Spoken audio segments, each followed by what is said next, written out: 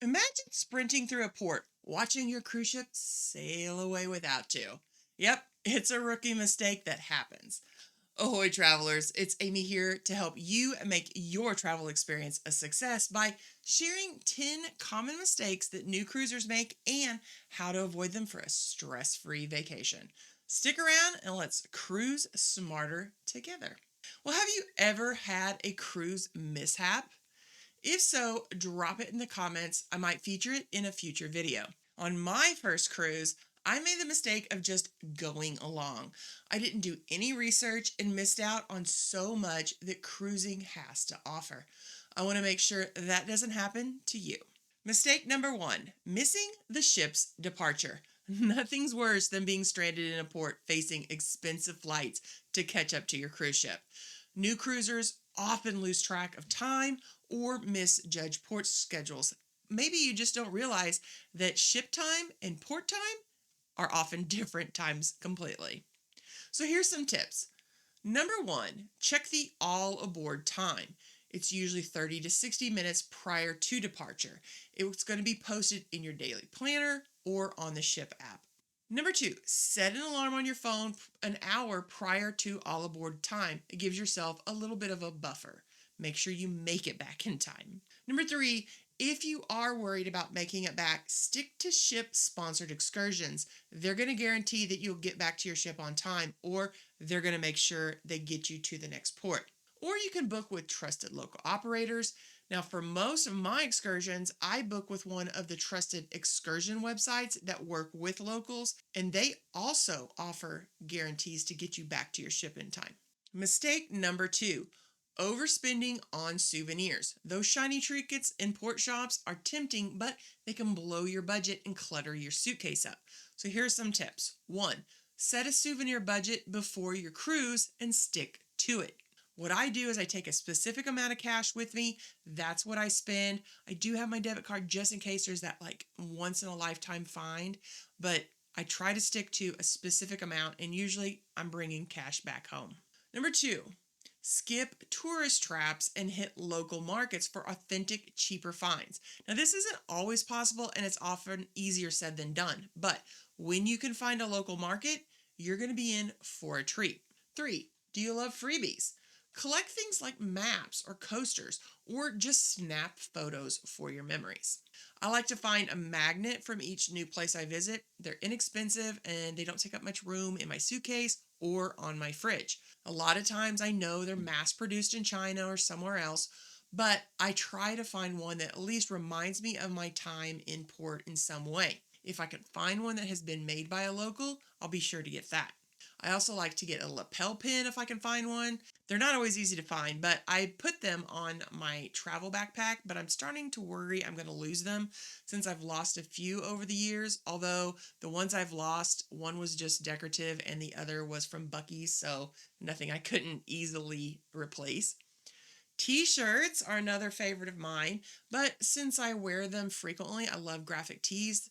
They only last a year or two before they end up with a stain or a tear on them. I think they're a great way to buy a souvenir and also buy something I'm going to wear anyway. Now, recently I have started purchasing ship models when they're available. They can be fairly expensive, but I think that they're worth it, and I wish I had one for every ship I've cruised on. Fortunately, you really can't get them for a lot of the older ships unless you're like buying one that is used on something like eBay. Have you ever bought a souvenir and realized later that you spent way too much and regretted it? Let me know in the comments. Mistake number 3, ignoring the daily planner. Now, this little guide or the ship app is your key to everything on board, from shows to dining times. Skip it and you're going to miss out on a lot of the fun. So here are some tips. 1, grab the planner each evening and highlight your must-do events, or go into the ship app and select events that you don't want to forget. I love the app because nowadays, if you go in, you select those things that you might be interested in, they give you a 10-15 minute heads up to tell you, hey, this event's about to start. I love that. 2, plan around big activities like trivia or evening shows. Whatever it is that you want to do most, mark that, plan your days around that so you don't miss it. This is one of my biggest mistakes I made from my first cruise. I went with a friend and I let her make all the decisions. Didn't really check anything out, didn't look to see what the cruise ship had to offer.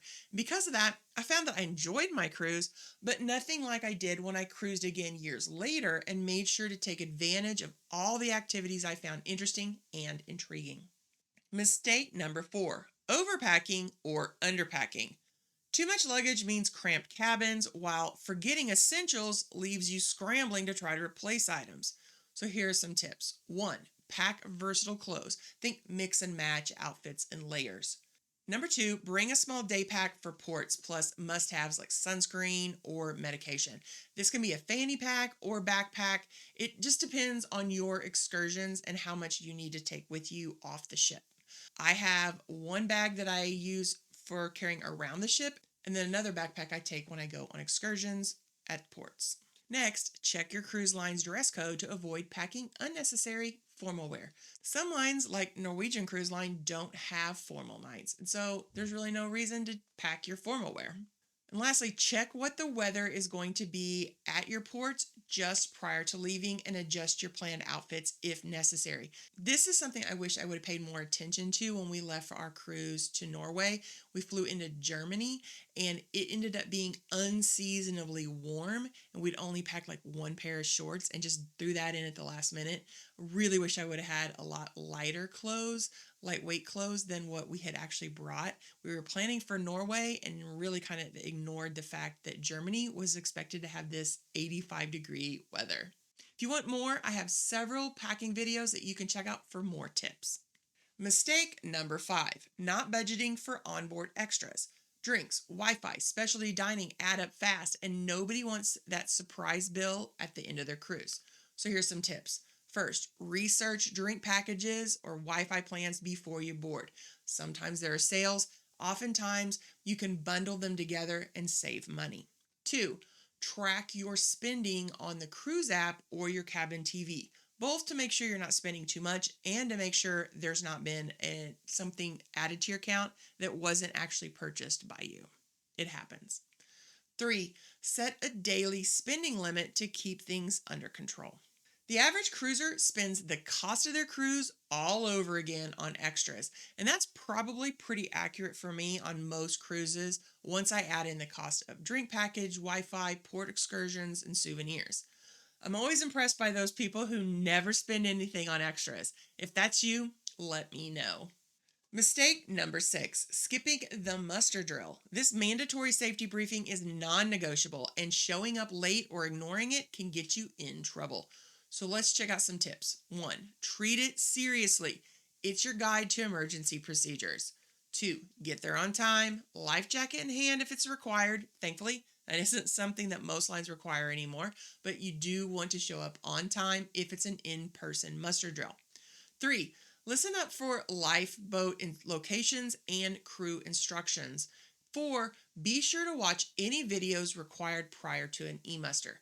Guys, e-mustering is so easy. It's what a lot of lines have gone to. Just get it done and get it over with. You may think that you're never going to need this information. However, we've had some stories recently in cruise news where people had to go to their muster stations. They weren't for major emergencies. The ships weren't going down, but there was like burst pipes and stuff, and they needed to get everybody in one place to kind of check things out in rooms and stuff like that.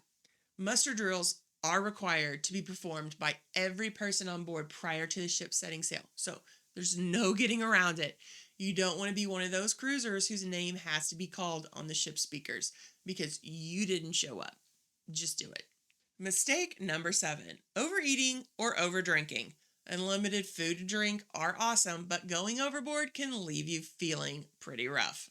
Here's some tips. 1, try small portions at the buffet to sample more of what there is to offer. 2, alternate cocktails with water to stay hydrated. This is something I need to remember for myself on occasion. 3, save room for special dining experiences, like the steakhouse. If you are paying extra for a meal, you don't want to show up full from overindulging at the buffet at lunch. What's your favorite cruise food? Do you stick to included eats or spring for specialty dining? Mistake number 8, not researching ports in advance. Showing up unprepared can lead to wasted time or falling for overpriced tours. Here's some tips. 1. Check out sites like TripAdvisor, what'sinport.com, or port websites prior to leaving out on your cruise. 2. Plan one key activity per port, like a beach day, possibly a museum. It doesn't have to be an organized excursion, but have something planned. 3. Depending on the location, you may want to be sure to have Google Translate, something similar downloaded on your phone, and be aware of local currency and customs. Now, there are some places that have so much to do that you can walk off the ship without much of a plan. Cozumel is like that, and since many Caribbean itineraries stop there, frequent cruisers will be back, so there's not a lot of fear of missing out. They know if they hear about something fun, they can go back and do it next time. I wish I had researched more about some of the stops on our last European cruise. I was recuperating from surgery and just couldn't get my head wrapped around our upcoming cruise to do the research that I would normally do. Thankfully, we still got to see some amazing places, even if I didn't always know that much about them. It just was one of those things where I didn't know how I'd feel, so we didn't do a lot of pre-planning like we normally would do. So I just didn't always know, like, what is this that we're seeing? Still had a great time though. Got some great photos. But what's a port that you're excited to visit? Is there something you just can't wait to see? Let me know. Mistake number 9, forgetting seasickness remedies. Motion sickness can sneak up on you, and it's no fun feeling queasy during your entire trip. Here's some tips. 1, book a midship lower deck cabin for less motion. If you think that you might get seasick, got some issues with car sickness, go ahead and book your cabin for midship lower down. You'll have a lot less movement when you're in your cabin at night. 2, pack ginger candies, ginger chews, Dramamine, wristbands, the little patches, whatever it is, just in case. 3, head to the deck for fresh air if you are starting to feel a little bit queasy. That can often help. While I don't suffer from seasickness, I still pack Dramamine and some ginger chews just in case. It's better to be prepared than to have to go to the medical on board the ship, because that's going to cost you a pretty penny. There's stories of people that have gone to medical thinking, we'll just get a couple of Dramamine. It's not going to be a big deal. They're just going to hand it out. They don't do that. I think they might have years and years ago, but they don't anymore. So they went down there and they come back with like over $100 in a medical bill because they ran all these tests on everybody. They don't just hand out Dramamine anymore, unfortunately. Mistake number 10, not connecting with the cruise community. Cruises are so much more fun when you make friends and join in on the vibe. So here's some tips. 1, join your cruise's Facebook group or roll call before you go. Almost every cruise, someone has made a Facebook page for that cruise. You go in, even if you don't want to join up on any of the get-togethers, you might learn a lot about what's going on and what to expect on that ship. Number 2, hit up mixers, trivia, or the theme nights to meet people. The cruise lines actually plan different mixers and meetups for certain types of people. So if you're single, you can go meet other single people. They have all different kinds of things like that. Check that app out. Check that planner out for more information on that. 3, chat with the crew. They've got the best insider tips. Plus, they're some of the most interesting people on that ship. I've met some great people at trivia, drinking a cocktail at a bar, sharing a table at the MDR. You don't have to put yourself out there, but you might be surprised at the interesting conversations you have if you do. Well, there you go. 10 rookie mistakes to avoid for an epic cruise. Skip these pitfalls and you'll save yourself some time, money, and stress. If you found this helpful, give it a thumbs up, subscribe, and hit that notification bell so you don't miss out on any more cruise tips. Share this with anyone planning their first cruise and let me know in the comments what's a mistake you've made or want to avoid. Well, are you ready for more information on cruising? Why not stick around and check out this video and then come back for more information designed to help you have an amazing cruise. Have a blessed week, everyone.